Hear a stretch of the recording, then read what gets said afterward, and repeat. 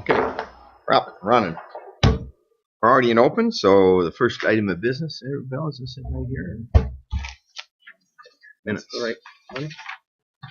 Moved by Deputy Mayor Faulkner, second by Councillor Elliott. The minutes of the July 4th, 2017 council meeting be approved. All in favor? Moving right along. So I make that disclosure. Yes. I'm going to be in conflict on one of the items. One of the items.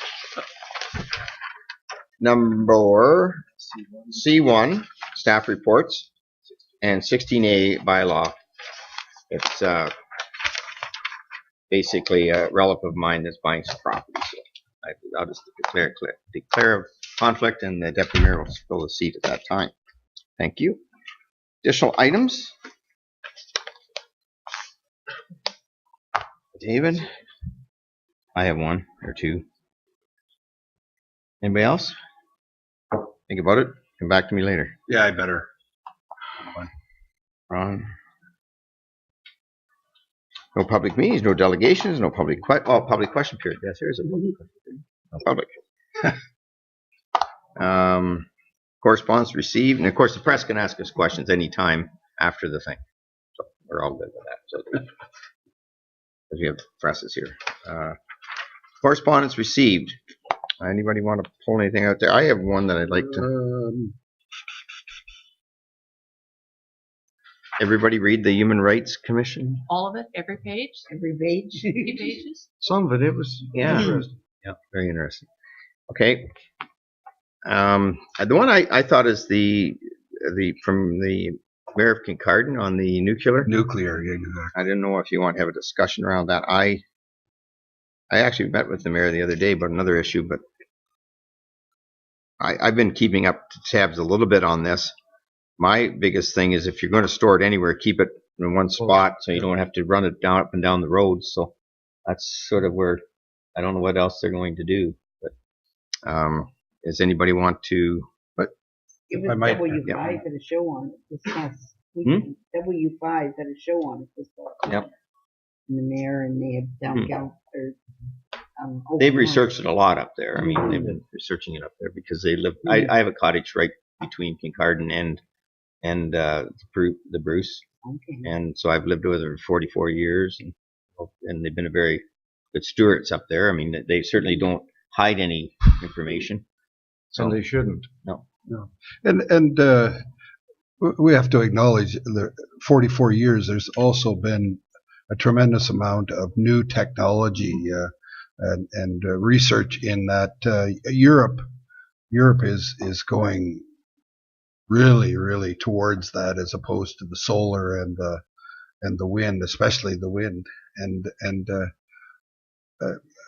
I think we have to consider that as one of the chief energies. If we're going to be able to operate businesses and whatnot in the grid, got an interesting piece of information that if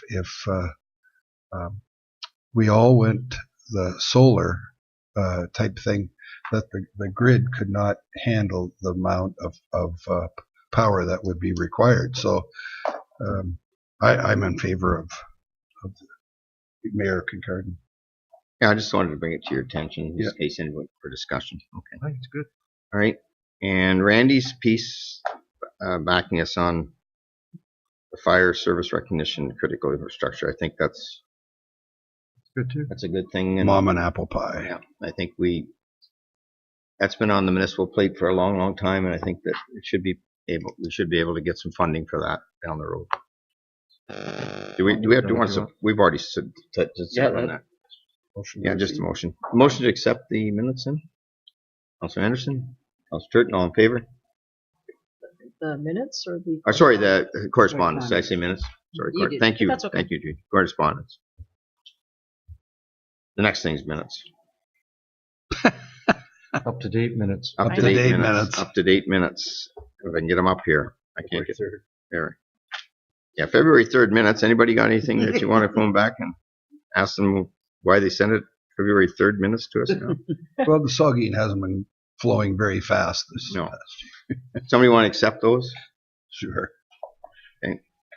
Deputy Mayor Faulkner, Councillor Churton, all in favor? Good. And committee. Economic development, here she is. I thought you're feeling a little bit better? Good. Pass out. I think, yeah, you've had a long couple of days. Please sit down. I am gonna. So is that the first report that I've got the conflict on? Community and Bloom judges. Oh, minutes first. Sorry, Yes. minutes, yeah. Yes, thank you to everybody for your support of Communities in Bloom and attending our functions the last few nights. And thank you.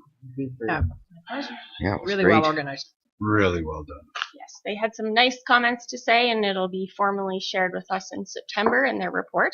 The conference is in Ottawa, and I know myself and Gordon will not be attending, but Paul may consider attending the conference. So we'll wait to see what recommendations they have for us, and hopefully we can stay in the circle of excellence for the program. But thank you to all for joining us. So apologies for these June 8th minutes coming to this late. We were going to take them to the June 20th meeting, which is a pretty full agenda, so we were holding them off until the July 1st week, and we forgot about them. So apologies for the delay in getting these to you.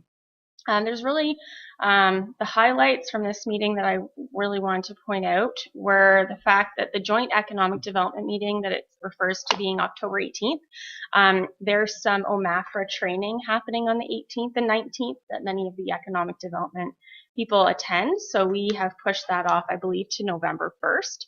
So if you did have that in your calendar, you can hold off and we'll have more information coming up, but Mapleton will be hosting that meeting. Also wanted to highlight that we did have our Filipino night in Palmerston, and we had about 30 people come out. The employers were very supportive of the program. We had Crimson Lane there. MSW was behind the program, TG Minto, Crescent Care, and Royal Terrace were 5 of the employers that we reached out to that we knew had Filipino workers, and they invited their staff to come. Obviously, not everyone could come, but there was a good group of people. We had a great discussion on some of the challenges of them moving to our community. A lot of those included like affordable rent, like finding rental housing. We don't have a lot of that here in Minto, so that was one of their challenges. Transportation, there's the process to get your driver's license and all that. They depend on people to drive them, so it's good we have a solid group of Filipinos here that can help them. And the church was also there, and that's your church, I believe, Judy, correct? No, it was I think it's CRC, isn't it? yeah, seriously. Yeah. Oh, sorry. Evangelical Missionary Church? No, Christian Reformed, right? Christian Forum, Yes, just coming into town at White's Road. Yes, it was the Christian Reformed Church. Yeah, we have yes. one Filipino couple attending our church, but, Oh, okay, great. but just one.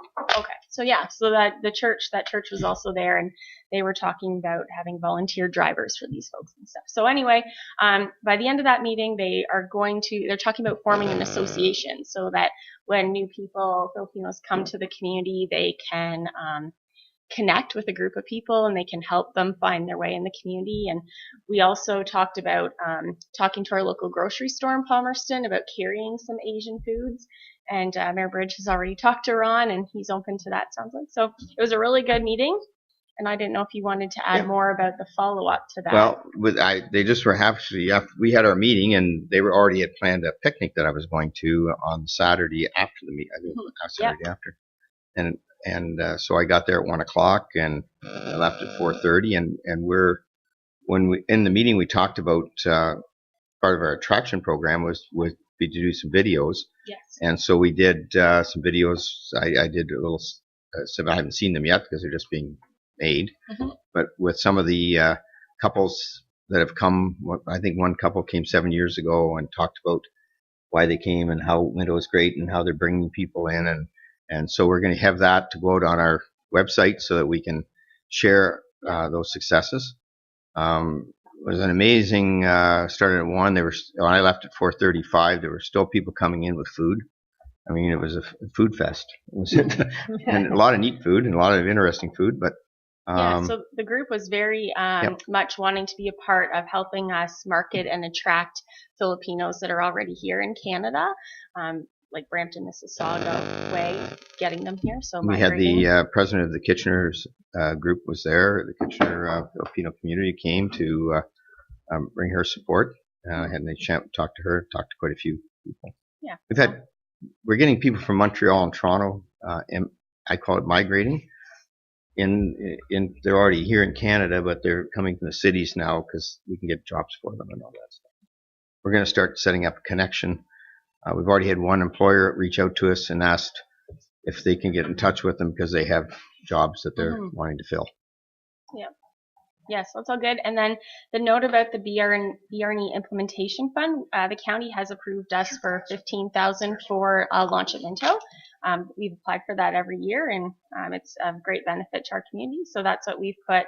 The county is $25,000, so we have decided we want 15 to go to launch it, and the other 10 we're still discussing how we're going to spend that. So I guess those are the things that I wanted to highlight out of those meeting minutes. Questions? Somebody to move them? Councilor Faulkner, Councilor Anderson, all in favor? Thank you.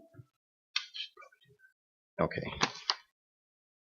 Moved by Councilor Turton, second by Councilor Dirksen, the Town of Minto Council convenes in the committee of the whole. We're already in there, right? We're in the summer program. So. Yeah. Okay, we're there now. Can you do that all over again, please? We approved those already. Okay. So next up is the staff reports. Oh. And I will have to. This is where you leave. I will leave, and Ron, you take that over, will you, please? Sure. I'll sit back with the press. So the next item on the agenda is, of course, item C1. And Belinda, do you want to explain that? Sure. So this one's pretty easy and self-explanatory. Grant and Amy Habermill approached us about purchasing a lot 1A, which is directly beside their storage units. So yeah, this one's about an acre in size, like the rest of them in that parcel on Franklin Beer Court. They're offering full asking price of $15,000 an acre, and their plan is to add more storage units. The other ones are full or getting close to full. The second one. So that's what their plan is, and the zoning on that lot already allows for self-storage units. So that's pretty straightforward. So the recommendation is just to authorize to have the mayor and the clerk sign the agreement of purchase and sale. Okay, any questions? Councillor Anderson? Probably should change that to deputy mayor, I guess. Yeah, I think. Oh, yes. Never thought of that. Yes, very good. Yep. Dave? Thank you, Deputy Councillor Mayor Turton, sorry. Faulkner. So do you think that they'll have an entrance onto that lot off of Frank Lambert, or will they just access? Oh, I'm not sure if they didn't talk about that. Come I would in think they could to have the a- I lot? guess if it's a rental unit, they'll want an entrance. Yeah, there's no reason why they couldn't. I would, the way that these self-storage sites work, due to security reasons, they do want to limit the amount of entrances in. So there's suitable locations for it, but I would imagine they're going to use just the existing. That makes And sense. fenced. I don't know about fencing. At this Okay, point. okay. Thank you. Any other questions or comments? Then the recommendation is that the Council of Town of the Minto receives the July 7th, 2017 report from the Business and Economic Manager regarding the agreement of purchase and sale for Lot 1A in the Palmerston Industrial Park, and authorizes the Deputy Mayor and Clerk to sign the agreement of purchase and sale. Somebody move that. Councillor Anderson, second by Councillor Elliott. All in favor? I declare the motion carried. And number 2, did you want to come back? Well, yeah. You want to join us, Doc? Otherwise, I won't be able to get my whole salary. Who says you're getting it anyways? Okay, thank you, Deputy Mayor Faulkner. Okay, next up. Go ahead. Okay. So the next one is, again, for Palmerston Industrial Land Agreement of Purchase and Sale. My partner in crime, Terry, and I have been busy with this stuff, as you all know, since March. Large number of land sales. So back in May, Terry and I met with Mr. Krasinski from Krasinski Enterprises and discussed the possibility of a medical cannabis production facility. We had a follow-up meeting to that a couple weeks later, and we have come up with an agreement of purchase and sale that is outlined here. He is looking at the 3 acres beside MSW Plastics to the back of the industrial park, And with first right of refusal, there's another 3-acre parcel beside that. So having first right of refusal on that for plans for growth.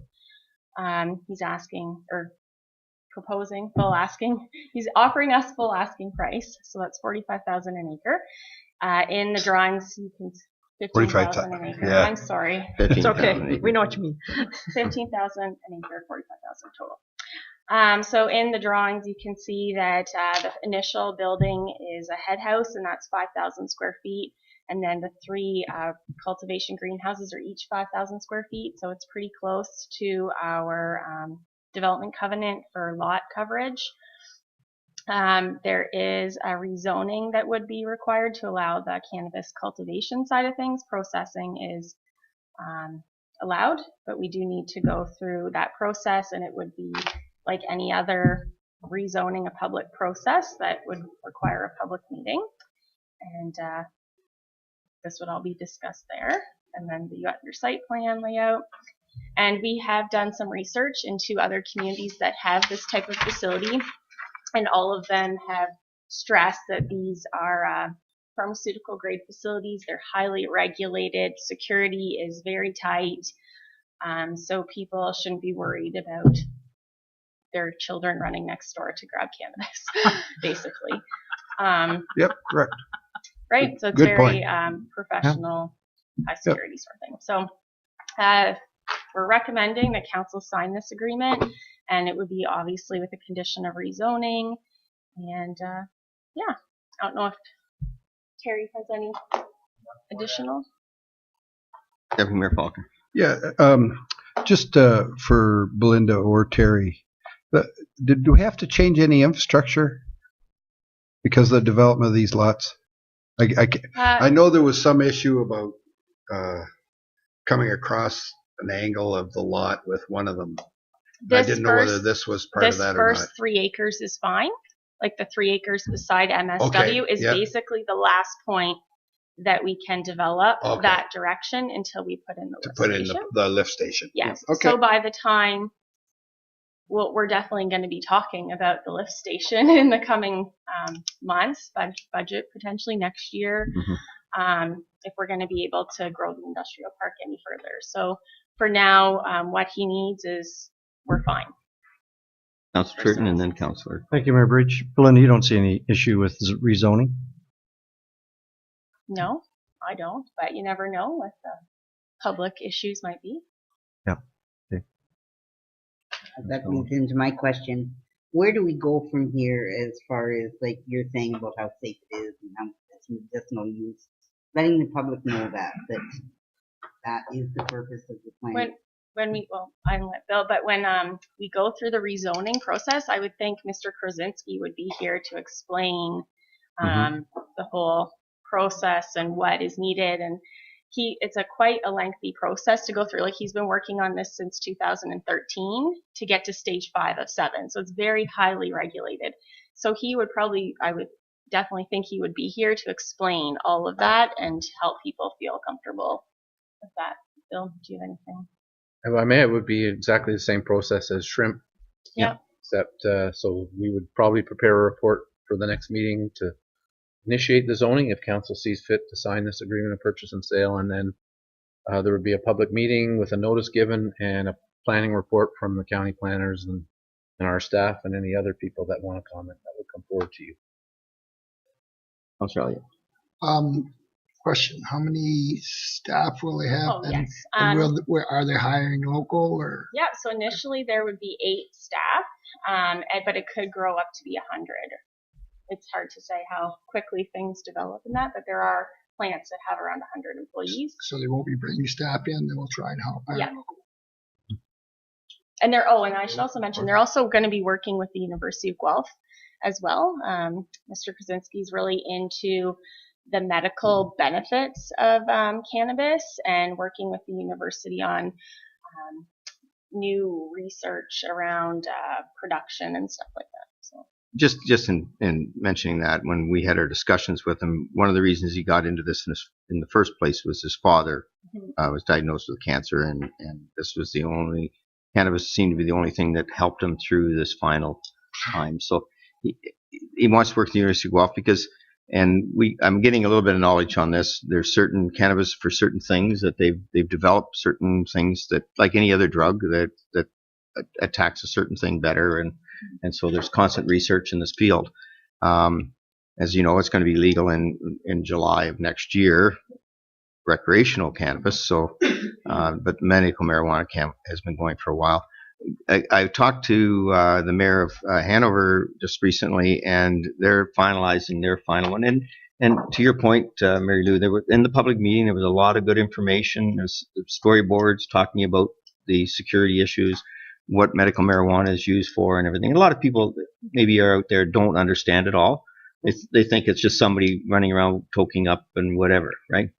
I guess that was my point. Yeah. Is before it gets to the degree of the public meeting, there could be a lot of misunderstandings and a lot of talking. And I'm wondering if it's worthwhile just to put out a press release in regards. Well, we were going to. Do you want to do you were going to do the report?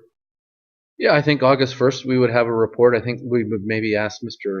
Krasinski to provide some written information there. I mean, we run a fine line here between a land tender and then a decision maker.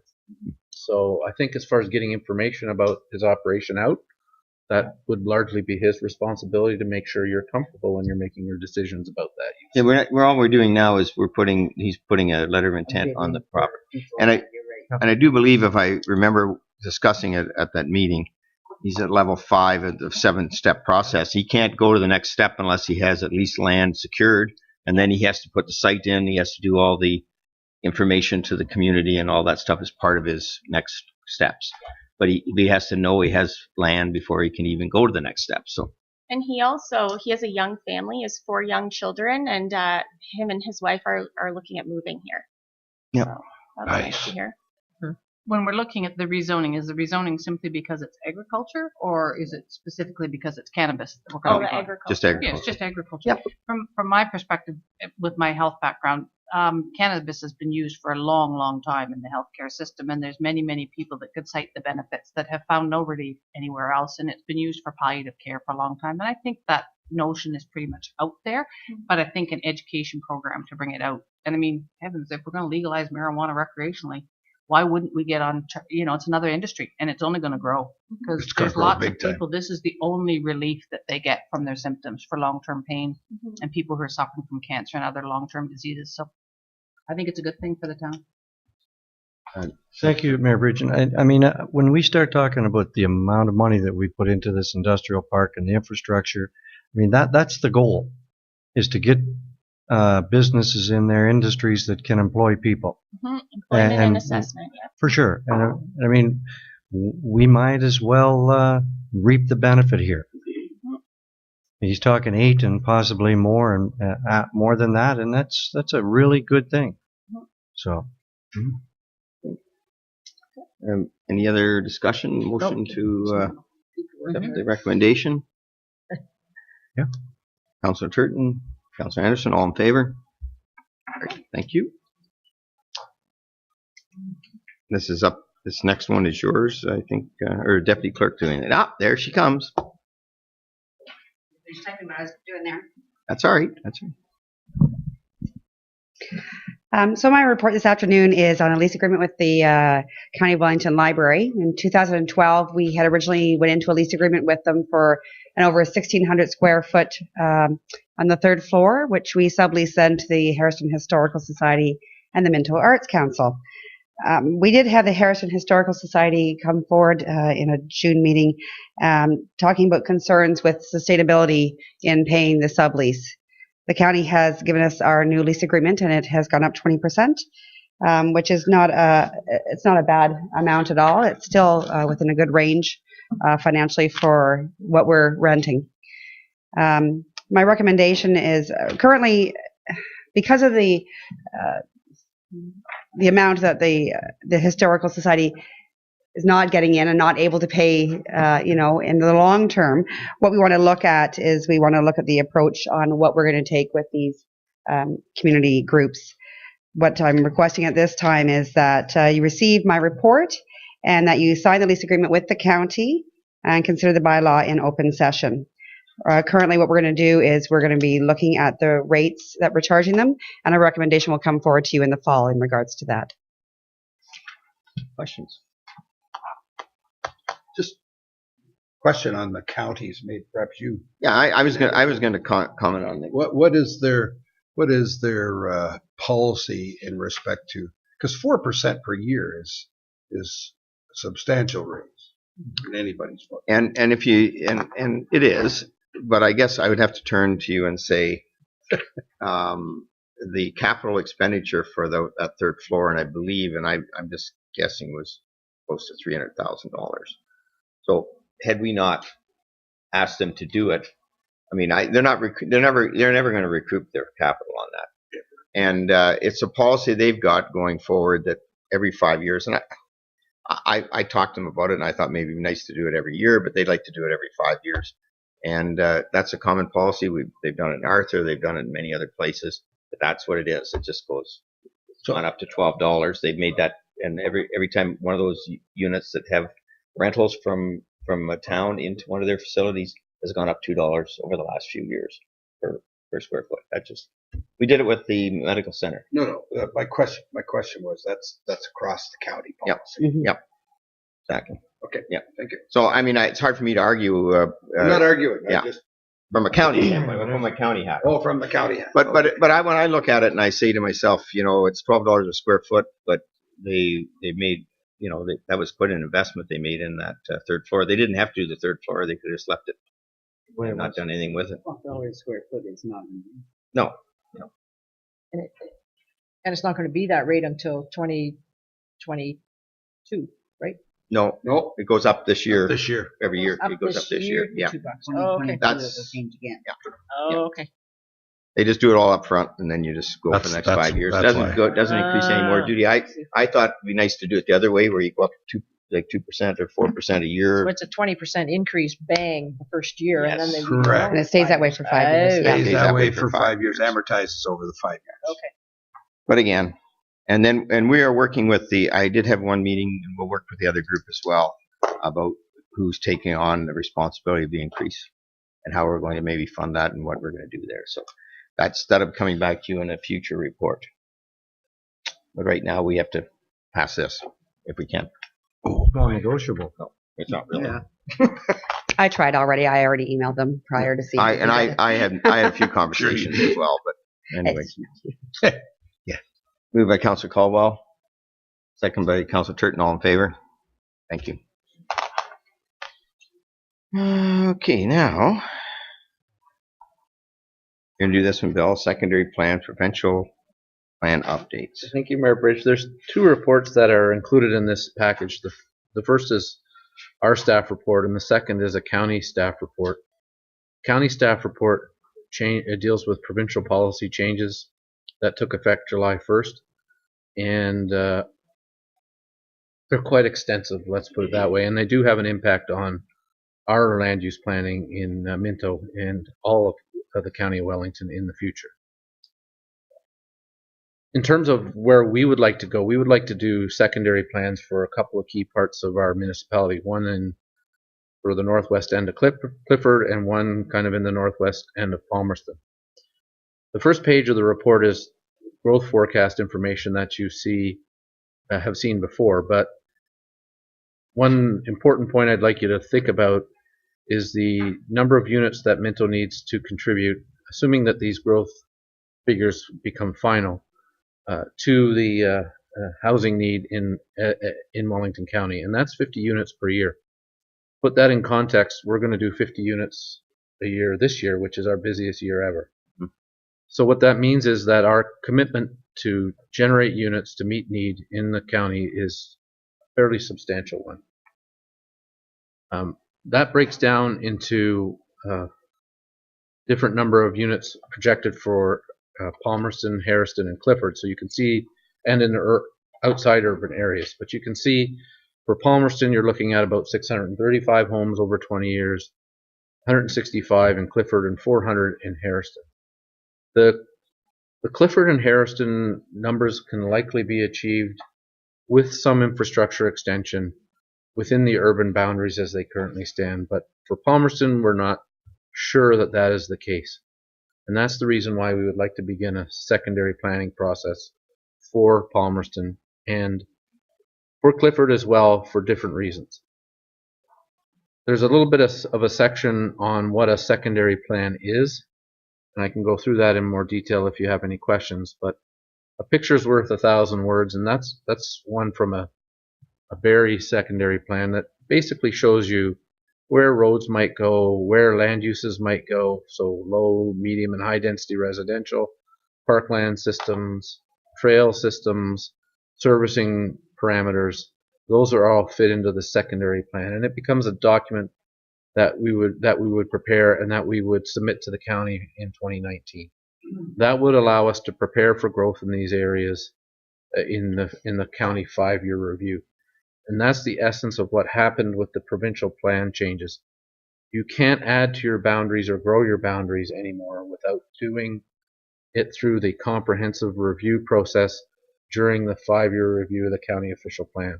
That's a lot of technical stuff, but basically the times of applying to add sections to your urban area are over. You can only do that as part of a huge review that the county must do every 5 years. So we want to get ready for that, and that's what the purpose of this whole exercise is.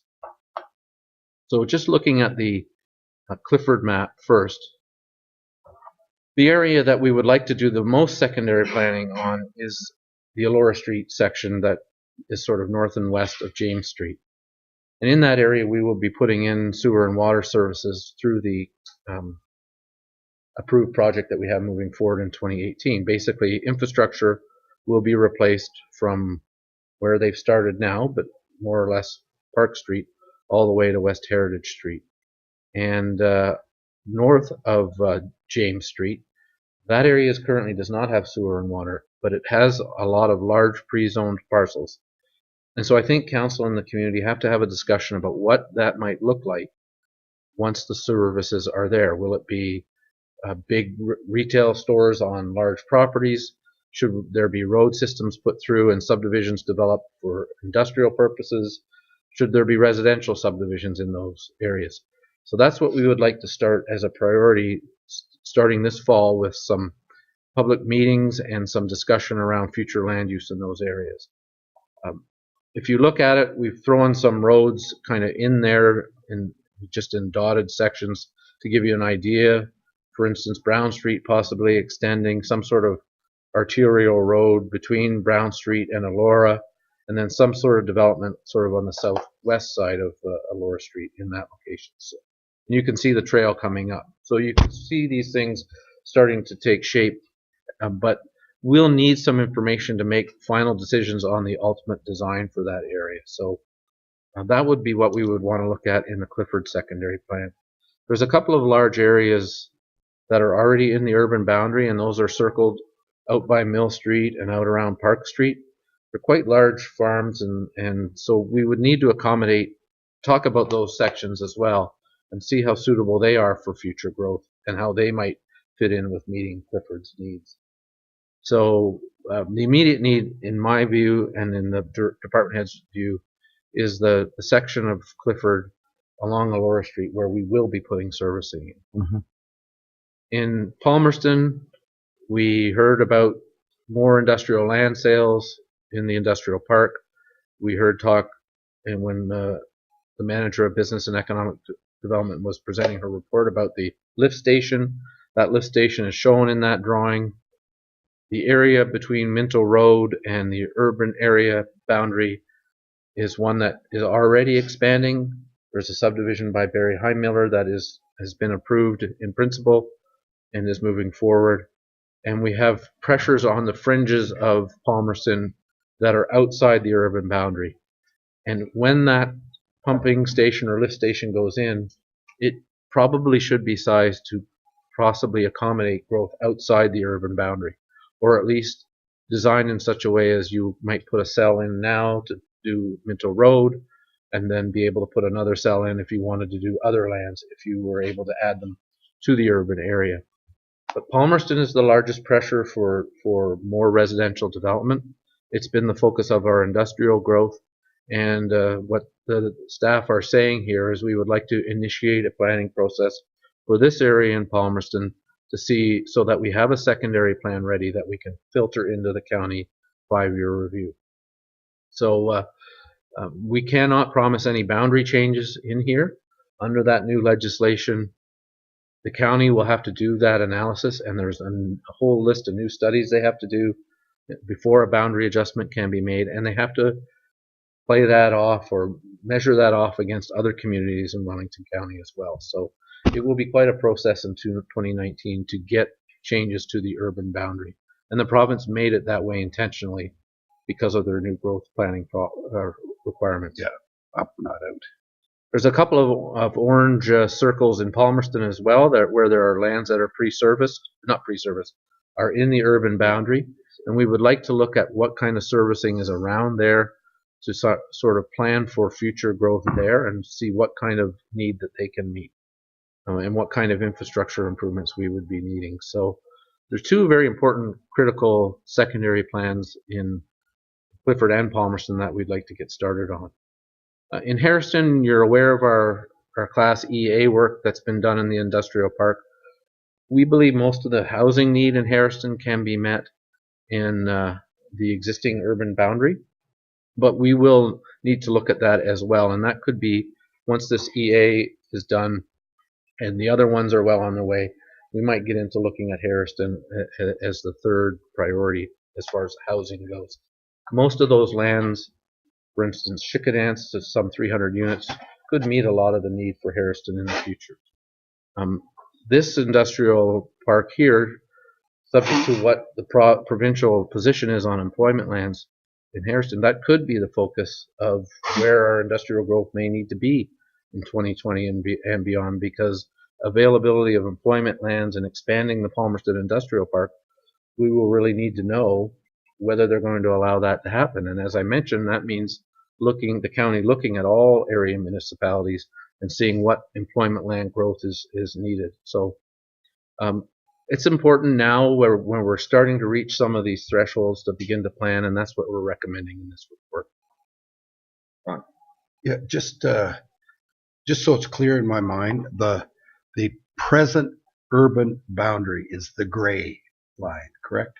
Yes. Okay, thank you. Because the blue one, that's the built-up area. that is the current built-up Or with the gray is the whole one. Okay, any other questions for the secondary? Moving on to the provincial. You want to talk about? Well, I more or less mentioned that report. If you could pass a motion to receive it as well as the recommendation in my report, then that would deal with it. But I can try and answer questions on the county one. Well, I guess the only thing and I wasn't able to be at that meeting when you had with the county, Bill, but my one question would be, in 2019, a lot of the new Greenbelt will probably be pushed through by then on the planning issues. In the county one, are they looking at the effect that's going to cause in the push lynches and around here and even in center Wellington? There's going to be areas where development will be off the table. We're going to maybe have to look.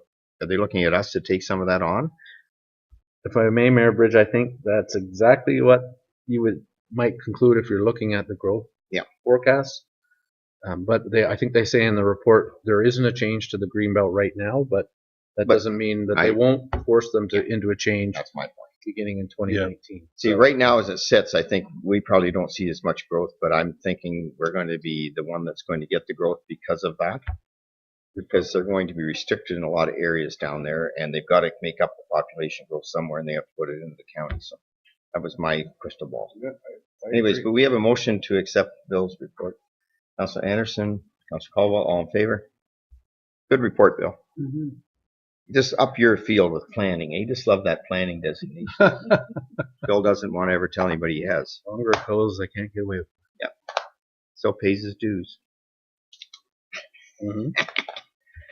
Yeah, I think, do I turn this over now to, because it's confusing here, Councilor Turton, because it says CAO clerk, but I know he's put his public works hat on now, so I'll turn it over to you. Thank you, Mayor Bridge. Mark Roberts. And Mark's Yep. here as well. Yeah.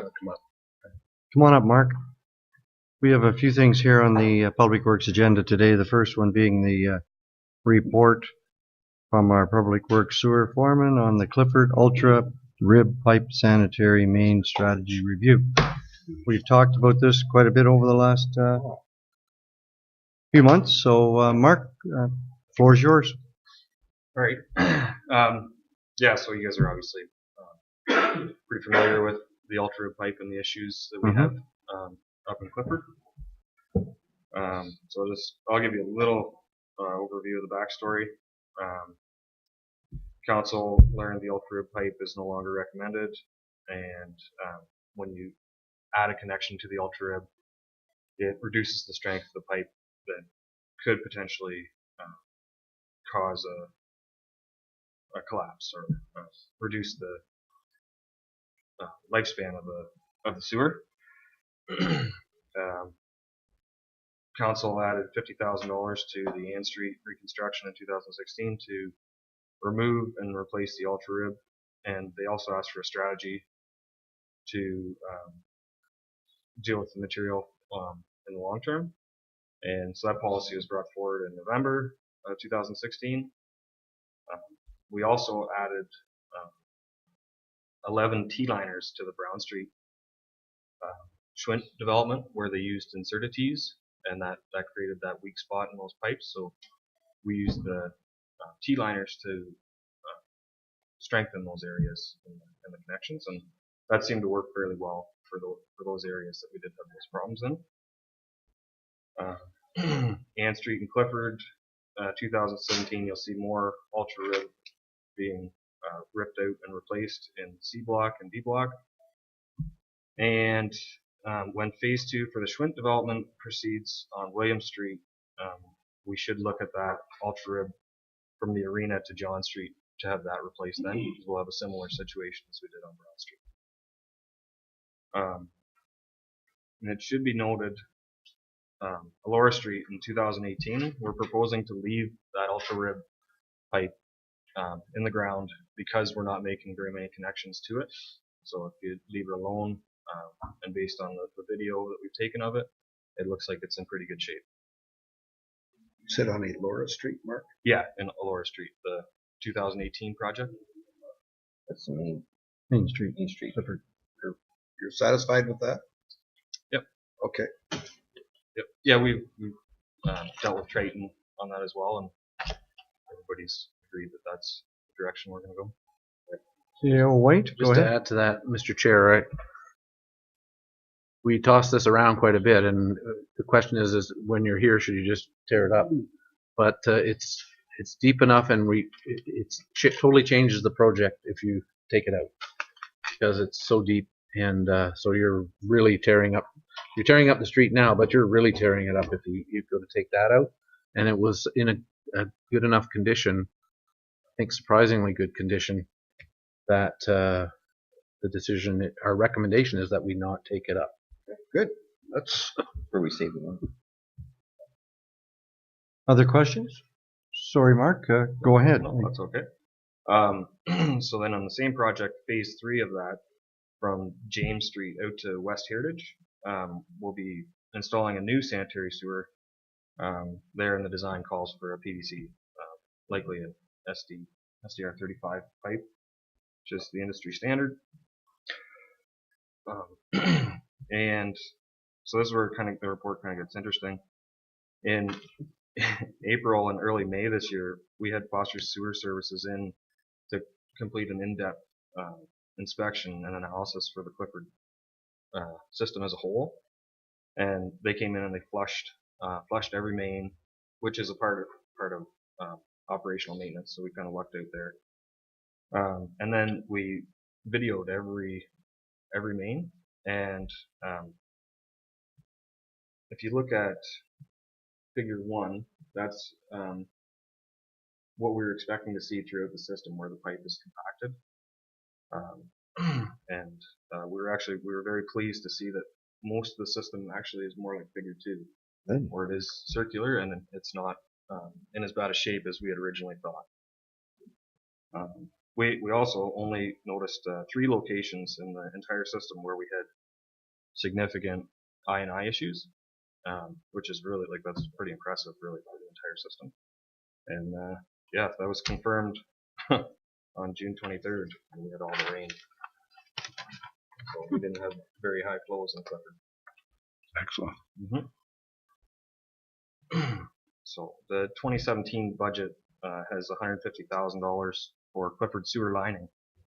And given the results of the video work, there'll be about $130,000 that could be available to be reallocated for Clifford sewer systems. I've been looking into a SCADA system in Clifford, and the value is approximately $30,000 to implement that, and it would benefit the entire system. And that would complete the SCADA project in Clifford this year. We'll look forward for any other projects that could be funded out of the remaining $100,000 this year. It is advised that we put some money away in reserve for the William Street Schwint development. And now that we have a baseline for the entire system, there were some areas that did show some issues, so we're proposing that we just monitor those annually and see if the pipe compacted during the time of installation or if that's gone on over time. And then we could budget for those annually to have them repaired. We changed the policy in the Ultra Rib so that it no longer requires annual funding for actively relining the Ultra Rib, but continues to replace it where there's going to be multiple connections made, additional connections made to the pipe. Thanks, Mark. Questions? Mayor Bridge. And Mark, can you give a little description of the advantages of getting the SCADA for that project? One would be weekend work, overtime for the guys. We're required to take daily records of incoming flows and all, what we discharge to the environment. So now a guy on call has to go, an operator has to go there, record those every day. So on the weekends, that would save. So you just do it from home on or from a secure computer.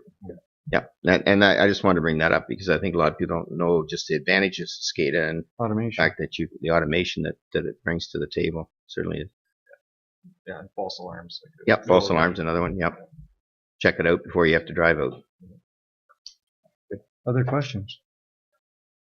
Realistically, Mark, this is a pretty good news story. Yeah, it was really surprising, and I felt really good about it. So, Mark, when you talked about 3 significant areas for the I&I, that was 3 in how many meters of pipe did we check? Any idea? I think it's 10,000 or 10 kilometers. That is good. It's off the top of my head, in around there. Just a follow-up question, and I just thought of it. We had budgeted $150,000 for liner work this year. Do you remember how much we budgeted in the future years? Because I know it was sort of the idea was we were going to get ahead of it with the liner because we weren't replacing anywhere. But do you remember what the number was, or maybe Gord does? I don't know. Yeah, I'm not. Gord, do you remember what we were putting in future for?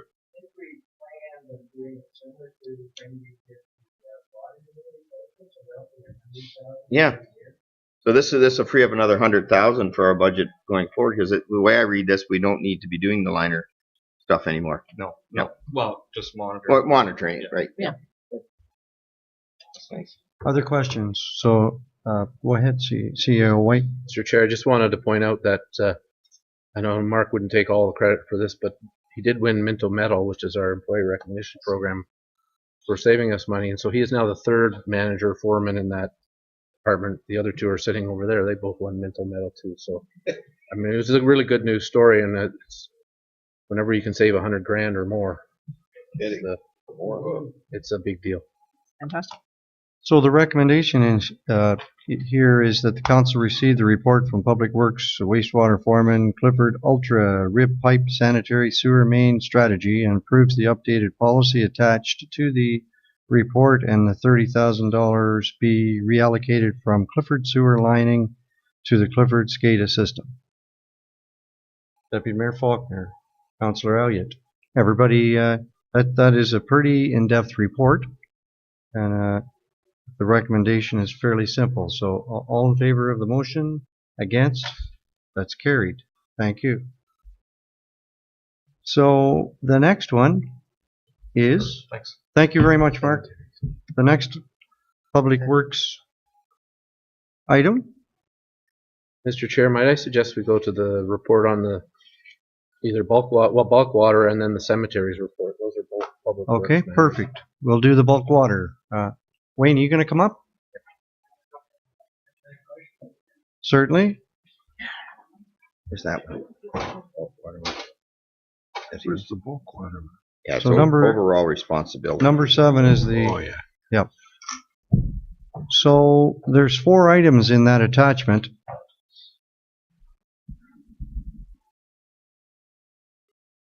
The very first one then is the policy. Wayne, do you want to kind of take us through that, or CAO White? You guys can kind of. Is that the one we want to start with? I'll be really quick and just say Okay. that the 4 items are our staff report, Okay. the bulk water facts that were posted at council's direction, Yeah. and then the letters that we received and some of my responses to their questions.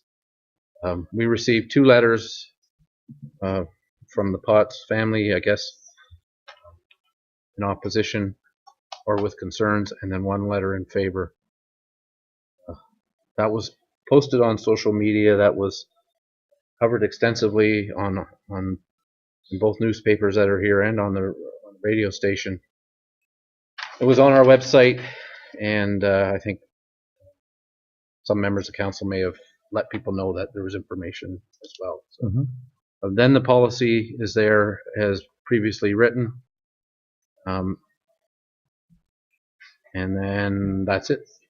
So the report, which is recommending the policy, and then the other information as backup. Then. Okay, so thank you, CAO White. Any questions on this? There's another one that we've had some pretty interesting discussion, public opinions and different things. So any questions? Councillor Anderson? So when I was reading through these, if I cast my mind back to the first time it was broached, it was a policy outlining the appointment of a chief water responsible person and then tied into the taking of the water. I would like to see the 2 separated. I think it's prudent to have the town have an access to bulk water if that's required. I don't know if we need to have something set up all the time, or we can put it in independently every occasion we need it.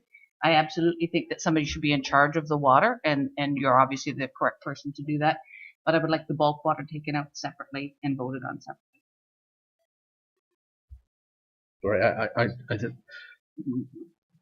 I don't think that was what was in. Wayne is the overall responsible operator, regardless. So Yeah. I don't think there's anything. The question is whether we want the policy or not. Wayne is responsible for the water system. I guess you could put the bulk water not under him, but essentially anything that goes on with that system by law, provincial law, he's responsible for. Councillor Caldwell? I agree with Councillor Anderson because I was under the understanding that we currently do not have a bulk water policy and that we needed a bulk water policy. And that is totally, in my mind, separate from selling bulk water. And having a bulk water policy, I'm still not in 100% use that bulk water should be used for swimming pools or whatever, but either way, it's for Minto residents in my mind. And so I think it's 2 separate topics. It is a topic whether we have a bulk water policy, because you said we need one. We don't currently have one. Right. Yeah, just to be clear, so the bulk water policy would allow the overall responsible operator to decide who gets water and when, up to the limits that are put in there. But once again, if we have something that says we agree not to sell bulk water outside of the town of Minto, that would restrict the bulk water policy, right? Yeah, you would have to add to the policy that it's not to go outside the municipal boundaries. I would like to suggest that amendment. Certainly you can. So, where we add that in, Ann Lane? You understand what our Councillor Caldwell is asking? Councillor Caldwell is asking that the bulk water policy is states that the bulk water not to go outside of that boundary of Minto. Is that correct? It can be used for agricultural use, for internal Minto use, but not for sold outside of Minto. Or use outside of Mayor Bridge? Well, I can see, I know where Councilor Caldwell and Councilor Anderson is coming from on that, but who's going to police that for sure? Like, I mean, how do we know that somebody doesn't slip across the border into West Gray or whatever? I mean, I don't know. Is our guys going to have to do that? Or, I mean, I'm a little worried about having it like within reason. Well, what have we done so far? So far, what we've done, if somebody's come in and asked for a request for bulk water, Go to a hydrant. we went ahead, we've allowed a hookup to make sure they got a proper backflow set up, and we've allowed them to take a load here or there. But we so far have not got into a contract or policy that's going to allow, say the likes of Bright Water to come in and take water. Now they're obviously a company like that. They're looking to use Minto as an area that they could service an area outside of Minto would be what their thoughts would be. So just for example, how that company is looking at, getting bulk water from the town of Minto. So. And just to follow up on, Go ahead. like, I'm a little confused about how you want to do that. Would it be an amendment to the one we've got here now? Like, as far as procedurally, because like we're talking about this, I understand it. We have to somehow get to a vote, but is it going to be? You're thinking of an amendment? Well, my question is, Really? do we need a bulk water policy? Is it absolutely necessary that we have a bulk water policy? We seem to be handling things quite nicely without one. Is it a vote of do we sell bulk water, period, or not? Well, If I may, Mr. Chair, Yeah, go ahead. we've heard that bulk water has gone in the past. We have a company that wanted bulk water more than we have given out in the past. And there is an uncomfortable part of that having a contract with someone to sell it to them that you didn't like. So we brought back just a policy that would give guidance from this council to the ORO on when bulk water will be taken and under what conditions. So if you want to put a restriction in that it not go outside the municipality, and I'll be frank, I would not recommend that. But if that's what you wish to do, you need to take a motion to that effect and vote to add it to the bulk water policy, and it would rise or fall with that. We do need a bulk water policy. I think this council would like to take a position on whether or not a very small amount of bulk water should be made available. And I've been through this, and it's pretty clearly outlined in the reports, the benefits and costs of that. I just will add that the aquifers that supply our water do not know municipal boundaries. So this is policy that this council is giving to the ORO, and a policy is needed. And I would not recommend you go without a policy any longer. Councillor Elliott. Yeah, my thoughts were too, we take water from wells.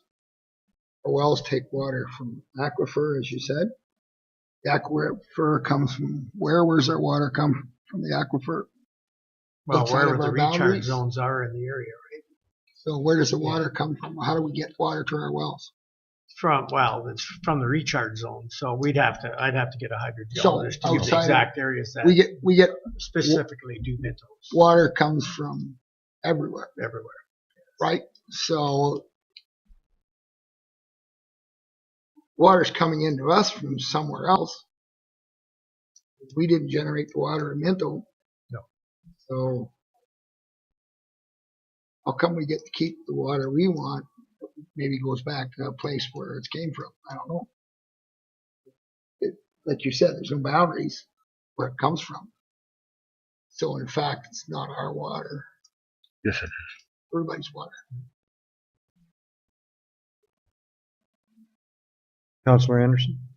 So when we're looking at bulk water, do we currently have a system that's set up to access it, or you guys have to set something up every time somebody asks for it? Right now, we have a backflow and a metered setup that we set up at a cost each time. Each time? Yeah, and this is a company that they would sooner hook up their own setup that stays there all the time, and then they would be whatever So was it allowed. would be their setup, not Their setup, our not setup. ours. And they Hold would on a be minute. responsible for the testing of the backflow prevention, any damages of that may occur from that setup. This is not for any one company. No. So if this company wants bulk water, Yeah, they this may is want to just use an their idea. setup, but we also have our own That's if another company wants it. But no matter what it is, it won't be any more than the 0.725% of consumption. So One more question, Councillor My Anderson. question is, should the town have a system of their own set up so that if an emergency came or we needed water in a bulk system in an emergency, we would be able to access that without taking the time to set one up? Is that an advantage to the town that we have our own bulk access system rather than having to hook up to a hydrant or do whatever it is we have to do to access it? Well, there's systems out there. They're expensive. Like, I mean, you got to put them in. If you want to have them year round, they'll have to be in there winterized. If they're a year round setup, you'll have to have some kind of access to them, whether it be a card system. You know, Listowel has a bit of a setup. They set up for the winter, or except for the winter, just for the summer.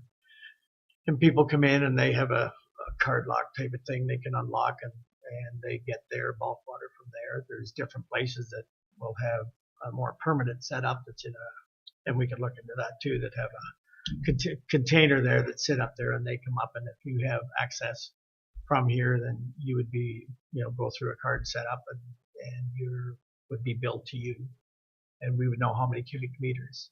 So if we're currently looking at not having exclusive sales to Brights, we wouldn't be using their system, so we'd be looking at establishing our own system.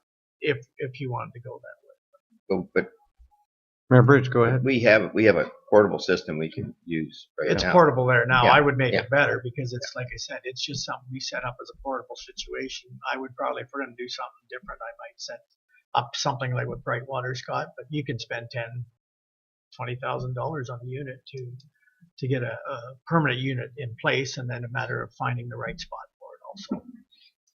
Sorry, I took the That's fine. Deputy spot. Faulkner, go ahead, sir. Well, yeah.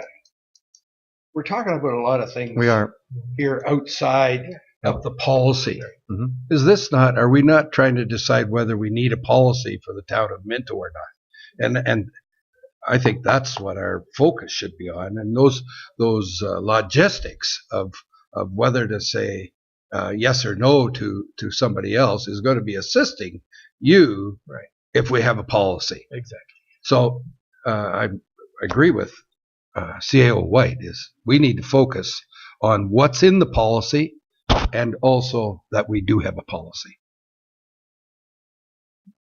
Councillor Colwell? And I would like to make an amendment to the policy, suggest an amendment to the policy that includes municipalities and Minto. So I need a little help here. need a motion. We need, Secondary, okay. make that motion. So the motion is from Councillor Caldwell then that we have a policy in our water policy that we only allow Minto residents to use the water coming out of our system. Second, Councillor Anderson? Okay, so we're going to vote on that first. We're voting on the amendment first. So we have a mover and a seconder. All in favor of that motion? Against the motion?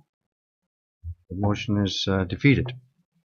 So the recommendation here then is that the council receive the CAO clerk and overall responsible operators July 13, 2017 report recommended bulk water policy.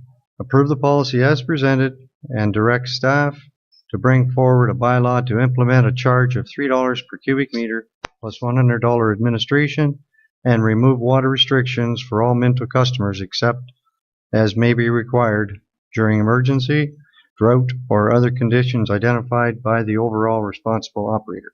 Can I have a mover for that motion, please? Mayor Bridge, can I have a seconder? Deputy Mayor Faulkner, all in favor of that motion? Do we have a chance for questions? Yes, okay, sorry. Yeah, sorry, answer question. Pardon me. Yeah, I have a question too. I just wanted to ask the water that is taken now, is there a fee for that? Or is it Yes. just say, yes, here you go? No, before we had a $75 hookup charge, and then we charged them our bulk water rate.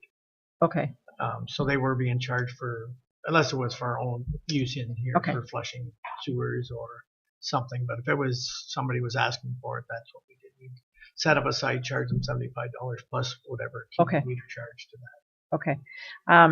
I guess what's challenging for me, well, there's a few things challenging about this whole thing, but I was really disappointed in the lack of response to putting it out there and not receiving much feedback. So I think we all heard pretty clearly in June, I think it was, when we first looked at it, that no, don't sell our water. So after that motion to defer, I was hoping to hear some more feedback, but we didn't hear, or at least I did not anyways, and certainly wasn't much sent in. So I reached out to some of the people that had talked to me and sent them these 4 documents and said, would you review these? Can you get back to me on them? They were still all against selling the water. And so it's, I think we're all used to making a decision where some people say, yes, you should do that, and some other people say, no, you shouldn't, because that's what happens when you sit in a position like this. But when we really don't have anybody except the guy who wants to buy the water saying that we should be selling it, it's really very difficult to go against what the residents are telling us. I don't have anyone that said, yes, we should do this. And I believe that the people that got back to me understood that this was a review of, or that they did review it properly and completely, and that they understood that this is this bulk water policy. And I don't know whether, do we need to make that more clear? I don't know. I'm not ready to vote in favor of this, because I have heard from anybody that we should be doing this.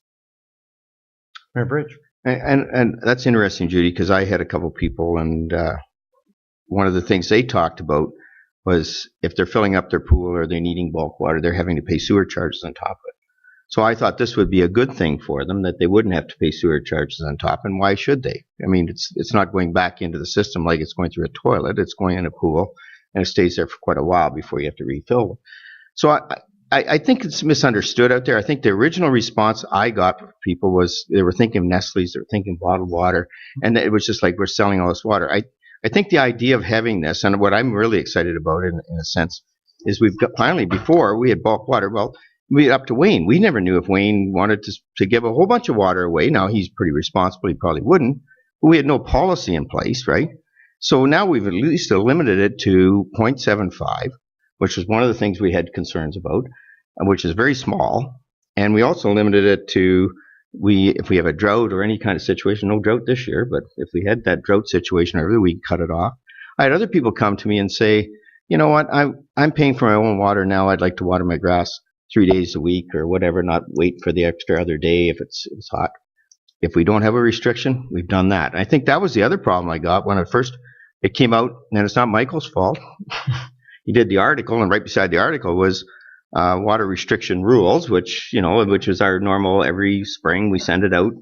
There's the rules every other day, whatever.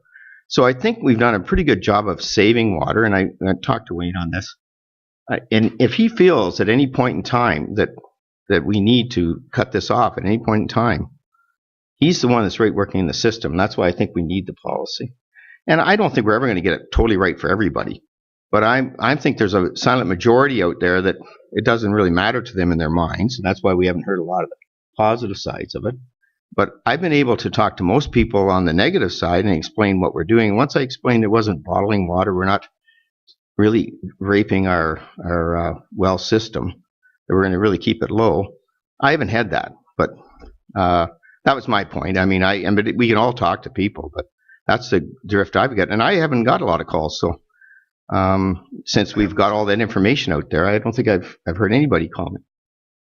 Yeah, so I mean, again, it's another one of these policy issues. It's transparency. It's been happening. We're setting up a policy and we're dealing with it, basically, and we're allowing rules to be made around selling water, if you will. And I mean, and I think it's really important because, you know, over the last 15 years, water issues are really important to every municipality. And so here we are, putting a policy together to allow Wayne to go ahead and do his daily business. Or who, you know, and I think it's necessary. And I think we need to get away from the thought that we're selling water. Yeah. It's a policy to be put in place to let our people do their work daily. Councillor Colwell. I just wanted to mention, maybe Mayor Bridge, you explain it better than I do, but I had the same reaction as Judy. I had the same people this last couple of weeks call me and reiterate what they reiterated. I went over the percentages, the whatever, and I keep getting back to the fact our residents do not want this. And to me, I guess that's my bottom line. Why are we voting against? Mm-hmm. Councillor Anderson. I agree that we need a policy, absolutely, to allow him to do his work. My issue is the sale of water, whether you perceive it or not. I believe the water in Minto needs to stay in Minto, and I wasn't trying to nitpick about procedure. I need to know, was there a system we have that we can access now? Because there are times where we could need bulk water on an emergency basis in town. That's all I was asking. Do we have that set up now? But I cannot support selling water. Our residents and constituents have spoken up clearly to us. There is nobody that you can find that will support this. Oh, I don't know. Well, I haven't heard from anybody that has. So. Councillor, last speaker here. Yes. Councillor Elliott. As a matter of fact, I had two of them come back to me that complained to me and said, I don't have a problem now that I've read clearly what's going on. I think we've been doing this all along. So it isn't that anything's changed. What we're doing now is restricting it, giving people a chance to policy. So if we don't create a policy here, there's nothing saying they can't continue to take bulk water. We're not saying today you can't continue to do what you've been doing over the years. We're saying we don't want a policy anymore. We're not going to restrict it. So in fact, our staff can go out and continue to give away bulk water for $75 or whatever we were doing, because there's no rule in our town that says we can't.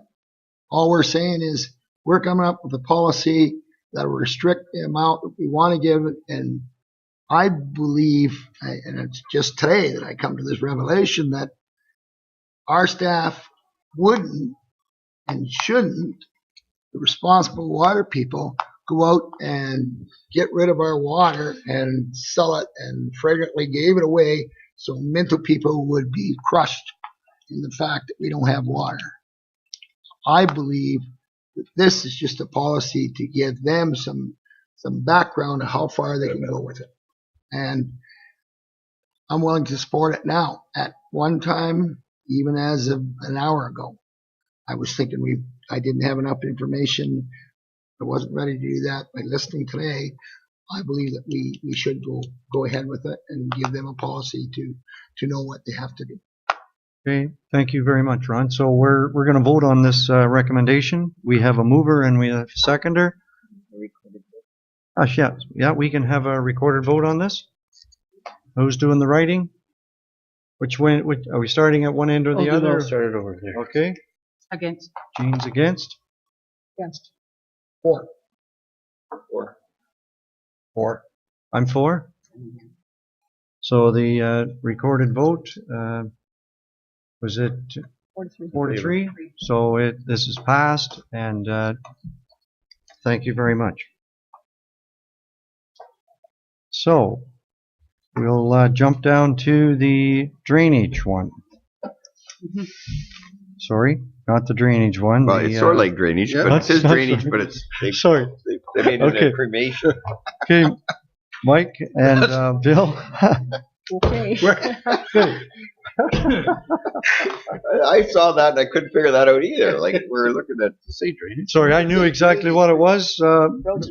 Mike, it has to do with the Minto cemeteries, the cremation gardens, and the columbariums. So, Mike, please go ahead. Okay, so the basic reason for this report is over the last few years we've been looking at some more ideas to implement in the cemeteries to provide other options for cremated remains for the residents and even other people from outside of Minto to inter their remains in the cemeteries. So basically, I'll go through each cemetery and give an overview of the current situation and what we're kind of looking at. Like we are looking towards a more formal design, but what we're basically after at this time. So up in Clifford, we currently have a 72 niche columbarium, which has been in service since 2013. I can't recall right off the top of my head how many of those niches have been sold. I want to say in around a dozen right now. So it's coming along there. And then we do have that whole area along the bottom. It has been previously surveyed for full burial plots in that section between the old cemetery and the Redwood restaurant there. The black outlined area in behind the chapel would be a roadway that we're looking at, or we're proposing to put in place for easier access as the full burial plots move away from the roadway for easier access for the remains to be located to the final resting spot. And that, I believe, is up in Clifford. So then we will move over into the Harrison Cemetery. The Harrison Cemetery currently does have a cremation gardens just at the entranceway into the cemetery. It is for interred remains into the ground. With this location, we would be looking at a couple of options for a possible columbarium proposed in different areas there. As well, in the Harrison Cemetery, we're quickly running out of full burial plots in this area. So we're looking at we've taken a certain portion of the agricultural land out of production in preparation for an expansion of the cemetery, which is proposed in the bottom left corner there. And then moving into the Palmerston Cemetery, there's currently no area designated for cremated remains. You have to buy a full burial plot, and that's basically your only option in Palmerston right now. So there is a large area out in front of the chapel there, close to Highway 23, that is just an open green space, which we would be looking at developing into a cremation garden, incorporating potential columbarium niches in this area. Is there any questions? Questions right for now? Mike? What? Deputy Mayor Faulkner.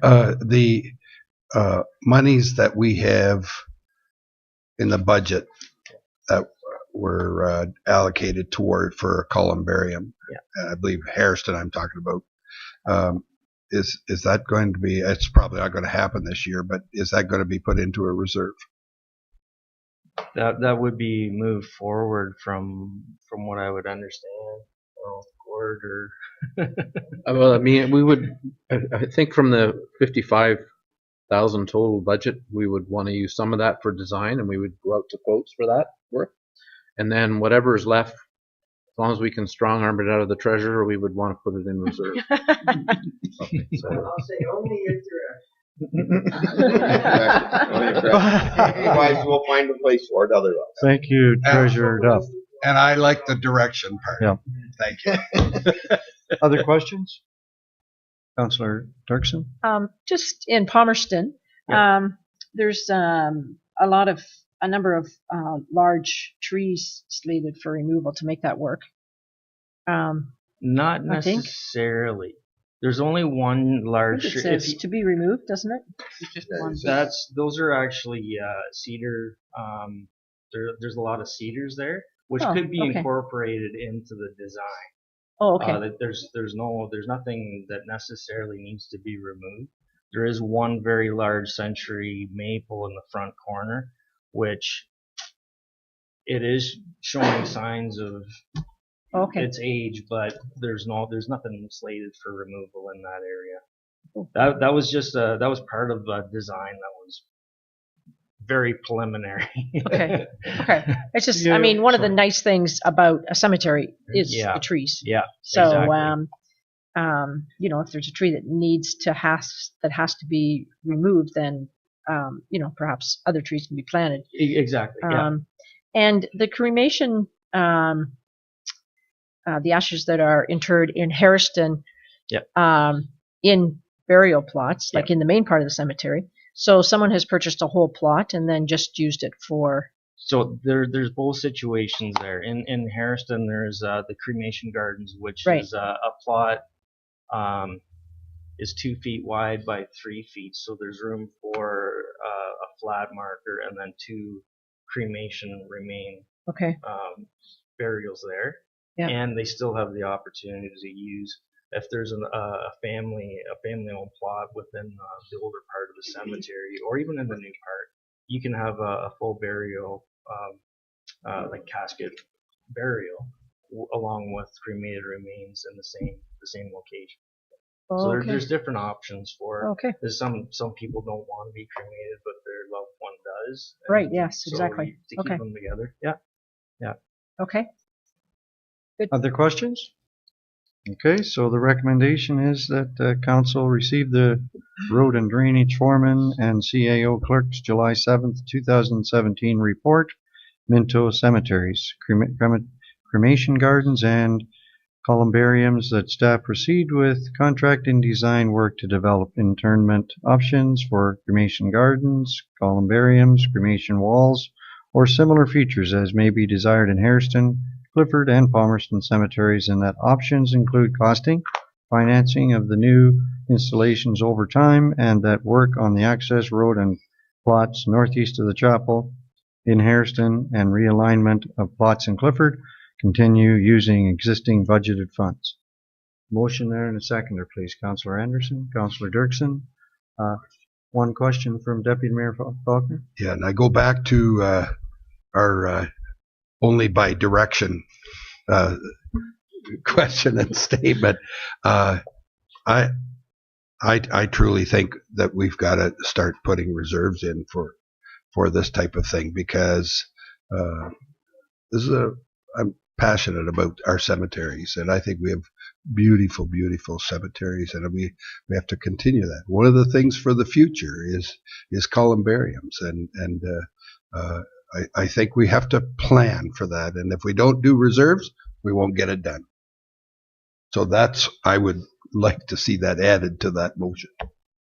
Mayor Bridge. Just a comment, and I know in Clifford, the reason we have it in Clifford, just so I don't want people to remember why we have it in Clifford. We didn't decide Clifford was going to be number one, and we'll just throw it up there first. was there was a $60,000, I think, a donation to do something in the cemetery. So that doesn't, I mean, the town certainly should be looking at putting some reserves in, but I would put that out to the public if they want to look at, that's a possibility. If you want to donate something, and we all have to. We all go to the hospitals in our lives, and we all seem to end up in the cemetery in our lives. So those are areas we might want to look at too. And one thing to go along with that too, with the proposal of the design work Yeah. moving forward, to allow that to become public Yeah, knowledge and- once we receive it. There Right might be on. opportunity Good point. for people to see it and want to donate to. And we can get to some the costings so cemetery. people can look at it and be a possibility. So I just thought. Excellent. Perfect. So you okay with that? Well, we can amend that later on anyway, Yeah. right? So everybody understands the motion? All in favor of that motion? Against that motion? The motion's carried. I'll pass the chair back to our mayor. Thank you. Now Thanks, Mike. we got. You want to You do? can do finance or you can do succession plan. Well, let's leave you to succession planning at the end because you want to go into that long. I'll turn it over. I'll turn it over to our finance chair. And the Finance Committee only has one item on the agenda, and that's the approval of accounts. And I'll turn it over to Treasurer Duff. Okay, thanks, Chair Caldwell. So we're into our construction season, as you can tell by the accounts now. So in fire, we put in a tank and a hot water washer for $12,000. And Jane and Inkerman, which is our primary project for this summer. So we spent just a little over $250,000 on that project, and as you can tell, it's not finished, so we have lots more to go on that one there.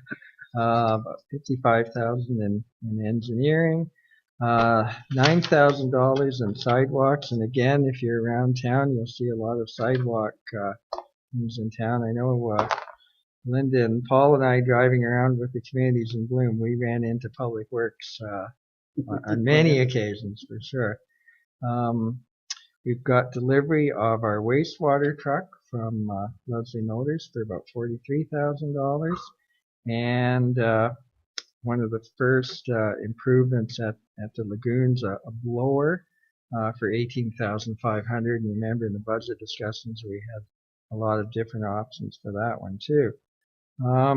We also had a bit of an unplanned thing, as you may recall. In the spring, we had an issue with the heating system at the Harrison Arena, so we got that replaced for about $13,000, a bit ahead of schedule. And various other things, a little bit of touch-up at the rail bridge for $3,500. So lots of activity right now. Is there any questions or discussion? Then the recommendation is the Council of the Town of Minto receives the Treasurer's report dated July 14th, 2017 regarding approval of accounts and approves the Town of Minto accounts by department for June and July 2017.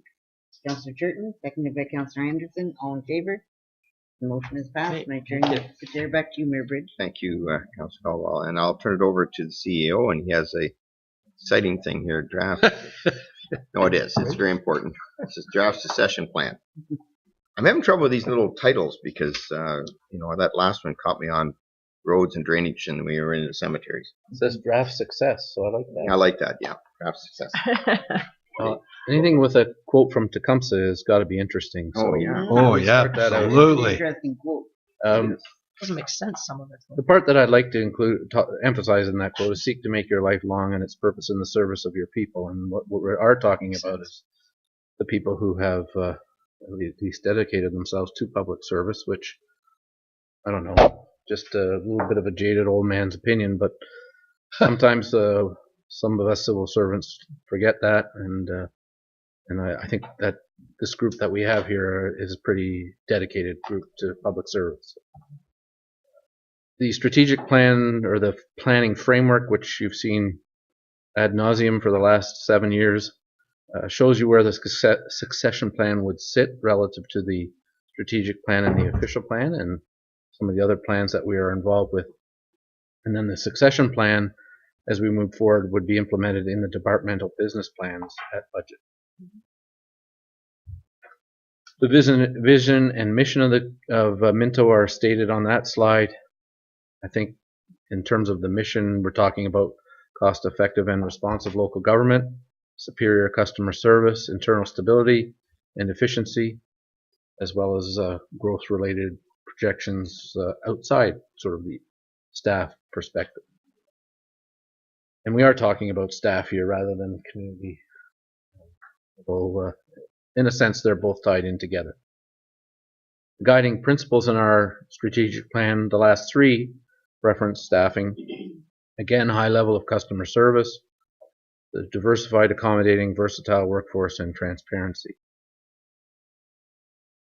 What is a succession plan? And you've heard me mention it in other meetings, and I've mentioned that a lot of this is in behind closed doors and because you're dealing with individuals and their performance. But the plan is intended to ensure employees are recruited, developed, and gain experience to fill in key roles in the organization when the time is right. And so that we identify and develop staff with potential to assume key leadership positions to maintain continuity, consistency, and quality in services.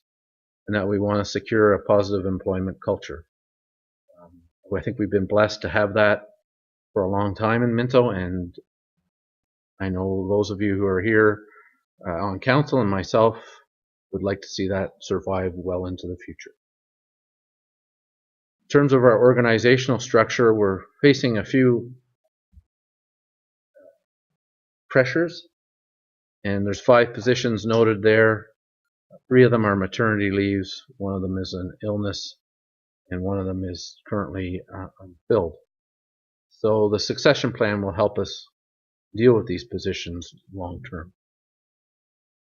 By background, we've kept our staff stable over the 6 or 7 years by amalgamating jobs, changing meeting structures, and shifting admin out of administrative and treasury into other departments.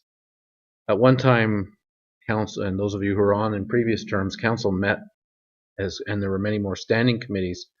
Council itself would meet sort of twice as much as we have been, and that change impacts how much administration you need to provide.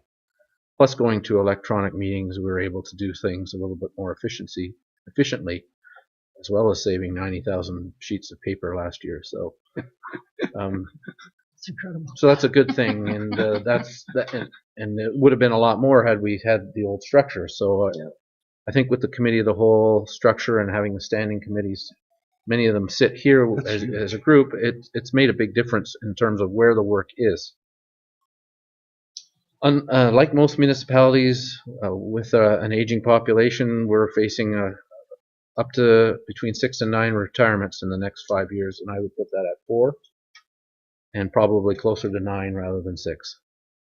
So that's a significant number of people. If you were TG Minto, around 800, 900, 1,000 employees, that's 220 people leaving, out of a lot of them in key positions. So in terms of our employee profile, I think this is a little interesting thing to look at.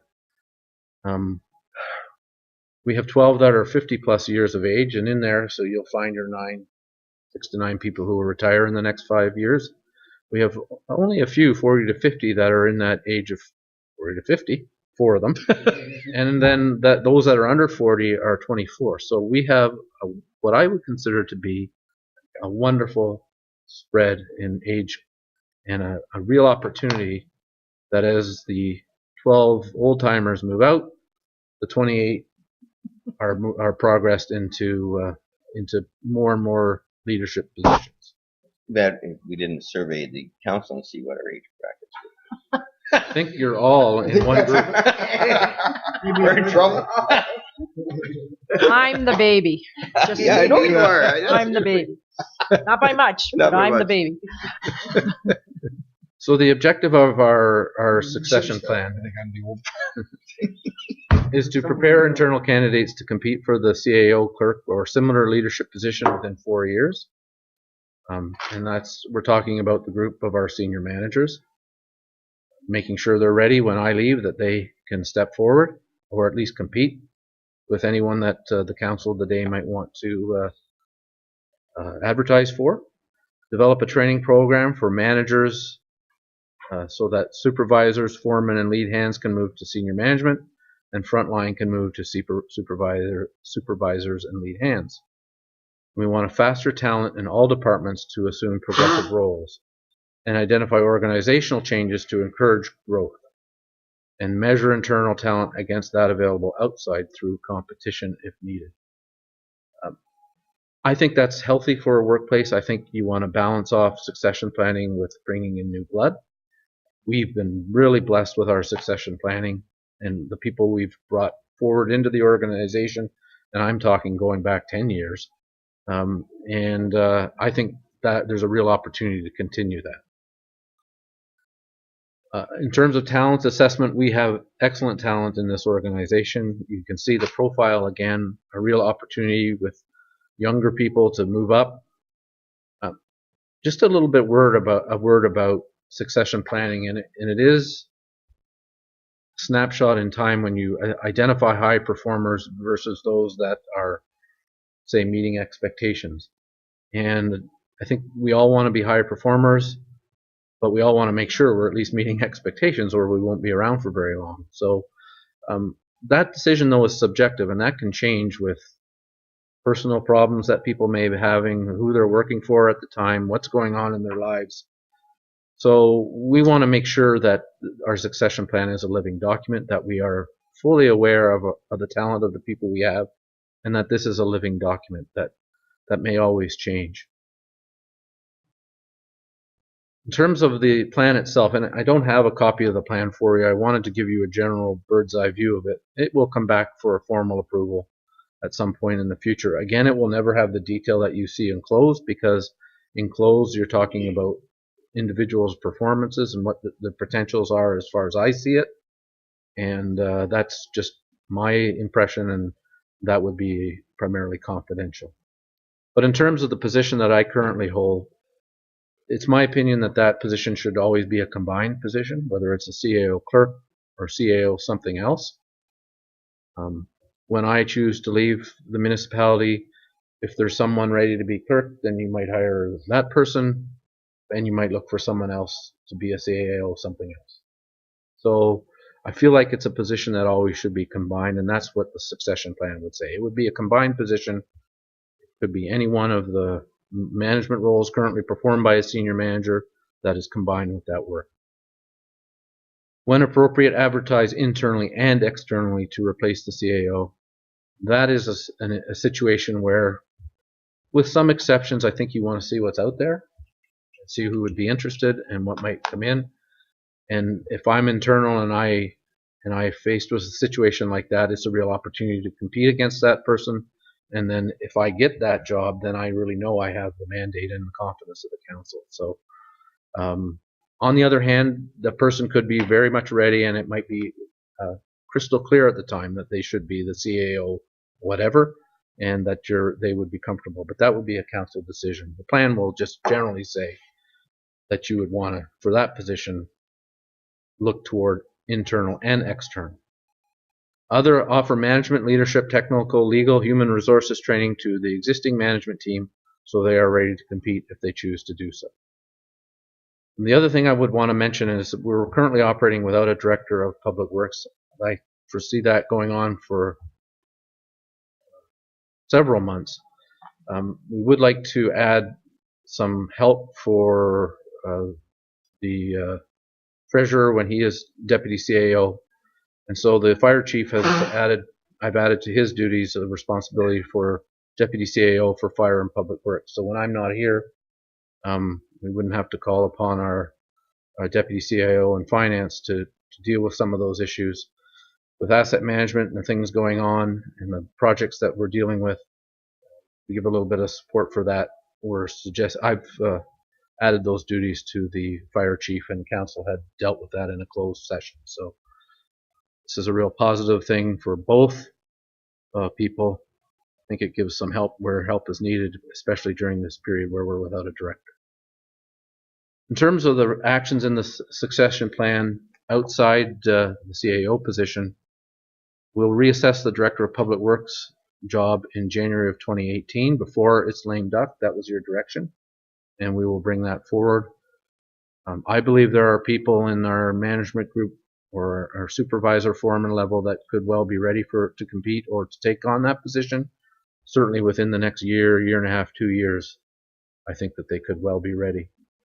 We will continue to train internally to prepare candidates for this position and their vacated position. So if someone internally moves up, then perhaps you can have a front line move into a lead hand position and a lead hand move to a supervisor or a supervisor to director. So we want to make sure that the training is occurring at all levels. And I should say too that even if you're someone who meets expectations, we still need to make sure training gets to those people because they have job obligations they have to continue to meet. So there will be no shortage of training opportunities if I have my say in it, and I think if this council has its say in it. So we want to, it's key. We would also size the senior management team based on retention, merge and promote internally where it makes sense. This, for example, and this is only one, there used to be a recreation director here. Right now we're split into recreation and facilities. And maybe in the future, if and when one of those two were retire, that council at that time might think about going back to a director position. I think what's been wonderful about the senior management team that we've had is it's been fairly large, maybe a little bit larger than normal for a municipality this size, but it had good young people on it who were able to take on management roles, and I think have grown substantially in the 6 or 7 years or longer that they've been in part of that team, and I think that has worked very well. We also want to be alert to opportunities for shared service agreements, so in building and fire and economic development, etc., where we might be able to broaden our service to other municipalities. I know that has happened from time to time in building, for example, and so we want to remain alert to those opportunities. And then also the central booking structure. In 2018, we'll be looking at that. We've had some successes in that, I think. We are looking to add staff in that area just because of the number of facilities we've taken over, of the health conditions of some of our staff, and the way we sit as far as our roles in that location. So we'll be moving forward with some enhancements in that area, I think, as a result of some discussions council had even as early as today and closed. So in terms of conclusions, like many employers, Minto must replace up to 9 positions in the next 5 years, including 2 to 3 senior management positions. I think this plan intends to help prepare the next council to do that. I don't foresee any of those changes occurring within the term of this council, but I think it's prudent to get ready for the next one, and you can send that legacy on forward to them. In terms of departure of the Director of Public Works, that created a short-term opportunity for staff in Public Works to move up within 18 months.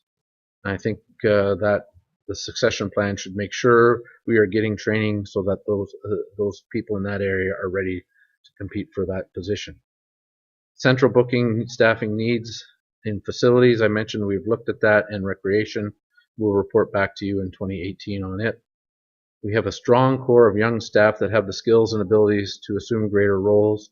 The succession plan seeks to continue to move that forward, and that we've benefited so dramatically from succession planning already. And there's many examples, but our building inspector, Stacy, started on a maternity leave, moved into a longer term position, got her qualifications in source water protection and assumed that role, and then passed her building inspection exams as well. So she basically moved from a 1-year contract into a full-time and very responsible position in a relatively short period. And that's one of many. Vanya Robertson in our clerks department, Annalene has moved forward in our department. There's others all. Grace has moved forward, Grace Wilson. So I mean, there's numerous. Active and alert to changing workplace and increased competition for good staff. Workplaces are changing all the time. We hear about new labor laws and what's going on out there. When we're advertising for part-time and or short-term contract staff now, there is not the talent pool that there used to be. So it's very, very important to be aggressive and active on your retention program. So if there are any questions, that's the summary of the succession plan. I hope I didn't take too long on that one. Just is there any thoughts to this? If, for example, we moved someone to another position, CEO, we moved someone into that position, would there be a 3 month, 6 month evaluation period where if that person suddenly was the wrong choice, or council of the day felt they weren't doing that job properly, or the CEO of the day decided that the lead hand wasn't the person that they thought they were going to be, or that person that took that position decides, whoops, I've dropped into a position where I'm not comfortable. I'd like to go back to my former position. Is there anything built into that succession planning for that? Yeah, I think that's a good point. It's probably having people act in positions and acting positions. That might be an option you want to do next January, is to maybe, if you're feeling like you want to make a statement before you go into lame duck, you might look at an acting director of public works. That would give someone a chance to work in it for a year, and then the new council could decide whether they want to have a competition. That person could decide whether they like that position or not. So that is an option, and I think it's essentially being flexible, and I think that would be wise to include that in it.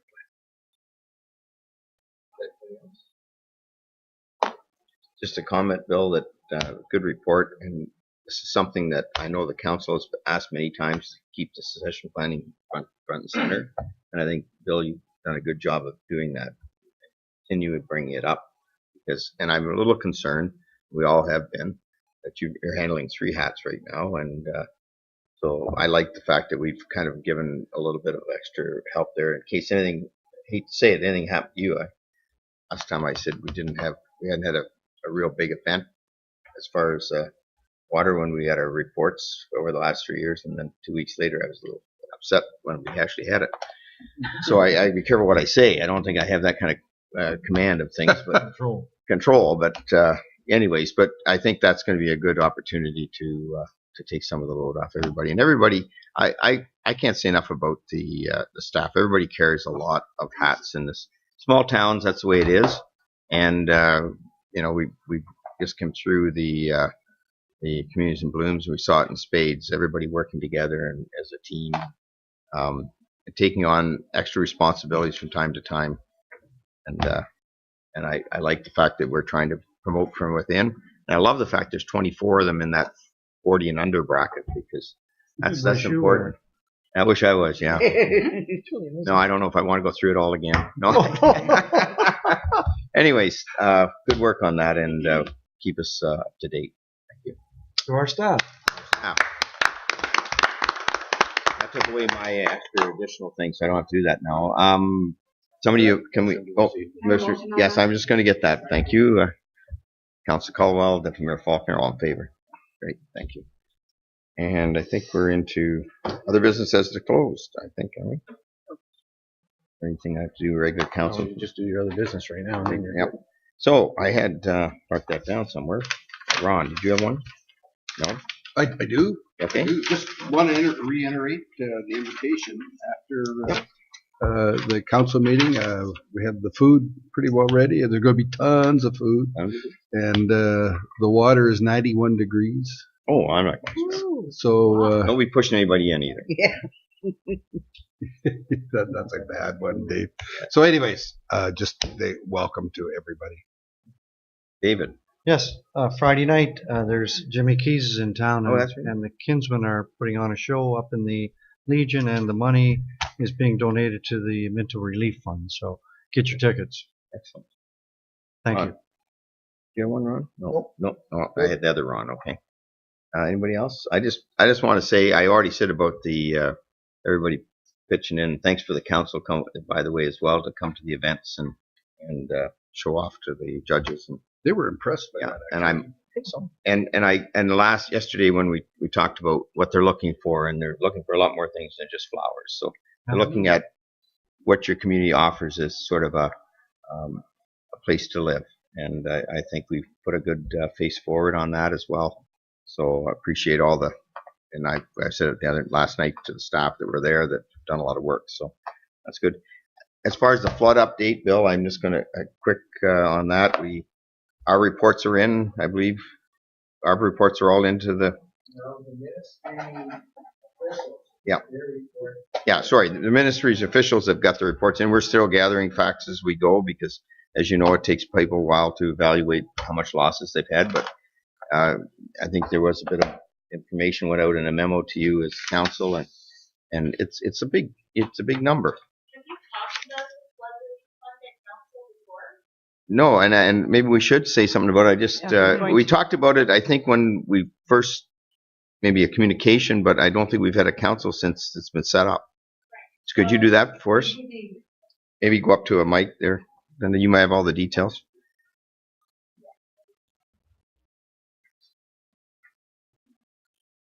So yes, the Harrison Kinsmen have started Harrison Kinsmen Flood Relief Fund, and that's through the Harrison Royal Bank branch.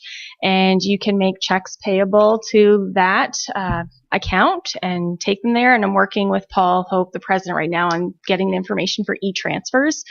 And we'll be helping them with a press release and posting it on social media and stuff like that. There has been a lot of businesses in our community that have been interested in sponsoring or donating, and so we've given them that information already. But yeah, in the Jimmy Keys event, all the proceeds are going to that fund. So thanks to the Kinsmen for stepping up and doing that. Yeah.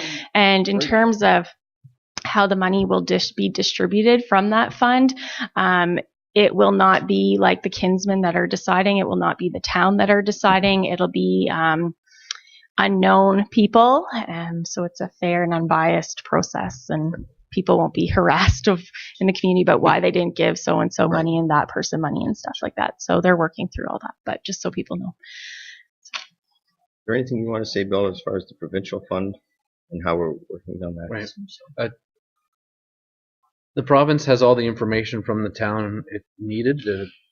We met with them the Friday after, week after, and they toured several places, and I think got a pretty good eyeful of what was going on.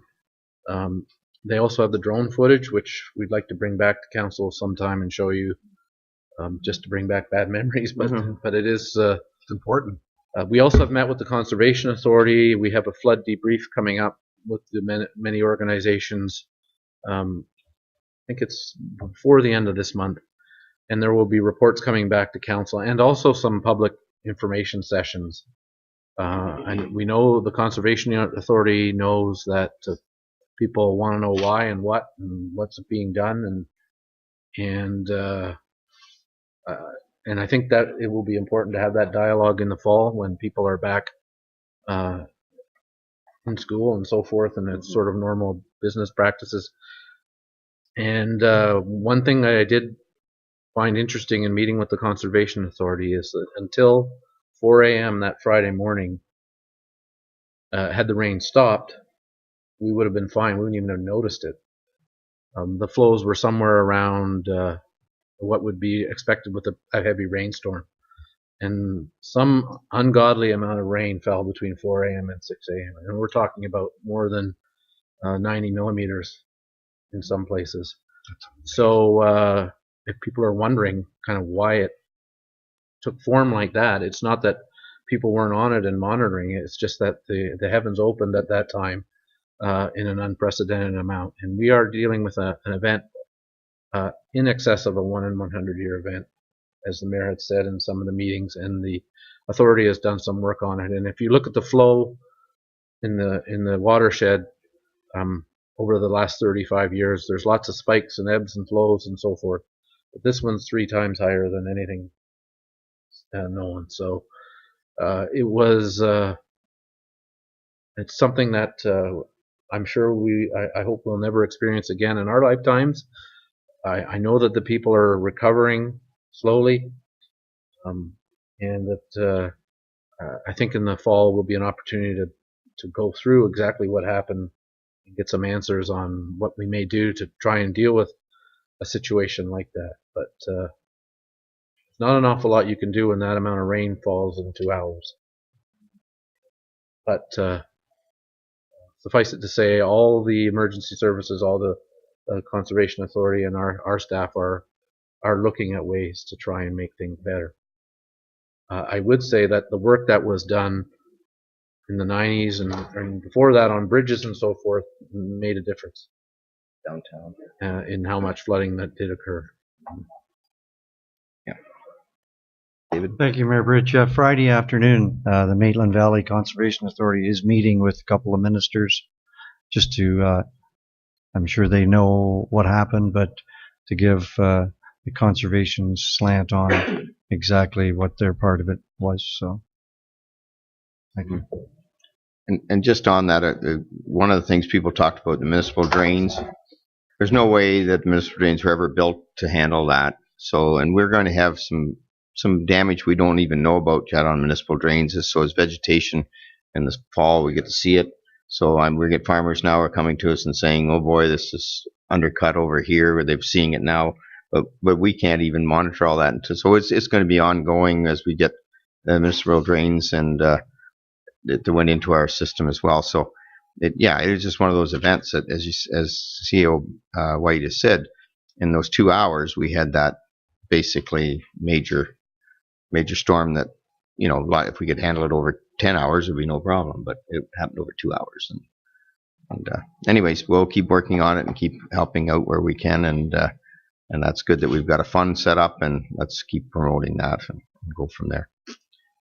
All right, thank you. I think we're ready to move by Councillor Anderson, second by Councillor Caldwell. The Committee of the Whole convenes a regular council meeting. All in favor? Moved by Councillor Elliott, second by Deputy Mayor Faulkner. The Council of Town of Minto ratifies motions made in the Committee of the Whole. All in favor? Yep. Okay, this is the bylaw. I gotta move. No. Yeah. And I just hand it. Yeah, that's it. Is that it? I went over to Deputy Mayor. If you don't mind. By the time you're out of your seat. Yeah. Okay, moved by Councillor Dirksen, seconded by Councillor Turton, that bylaw 2017-59 to authorize the sale of industrial lands and first right of refusal for additional lands on Middle Road, Palmerston Industrial Park to 2380681 Ontario Limited be introduced, read first, second, third time, and passed in open council and sealed with the seal of approval. All in favor? Carried. Moved by Councillor Caldwell, second by Councillor Anderson, bylaw number 2017-60 to authorize the mayor and clerk to execute an agreement between the Corporation of the Town of Minto and the Corporation of the County of Wellington to be introduced, read first, second, and third time, and passed in open council, sealed of the corporation. All in favor? Moved by Deputy Mayor Faulkner, second by Councillor Elliott, the bylaw number 2017-61 to authorize the sale of industrial lands, first right of refusal in additional lands to Minto Road, Palmerston Industrial Park to Korinsky's Enterprise Limited. I think that's right. Be introduced and read in first, second, and third time, passed by the council, seal the corporation. No objection to that. All in favor? I mean, I'm objection to me saying the name wrong. I see. Oh, sorry. You didn't know what I was talking about. Didn't you vote? Oh, we vote for that? Did we vote? I didn't. Oh, okay. I'm remember sorry. the question being asked. All in favor? Yeah. Sorry, I kind of threw that other little thing in there. That's what I thought you were saying. Well, we don't need to ask this question because everybody's going to be Oh, I ready. heard all. So Sorry. I'm like, what? Moved by Councillor Turton, second by Down. Keep me in the straight and narrow. Yep. Moved by Councillor Turton, second by Councillor Dirksen, that the bylaw number 2017-62 to confirm the action of the Council of the Corporation of Town of Minto respecting a meeting held July 18, 2017, to reduce read first, second, and third time, passed over the council seal of the corporation. All in favor? Doesn't hurry up, so it's gonna walk out of here. Moved by Councillor Anderson, second by Councillor Caldwell. The Council of Town of Minto adjourns the meeting again to call the mayor. All in favor? Thanks everybody for a good meeting. And I know we didn't want to have two in July, but we needed to. See you in a bit.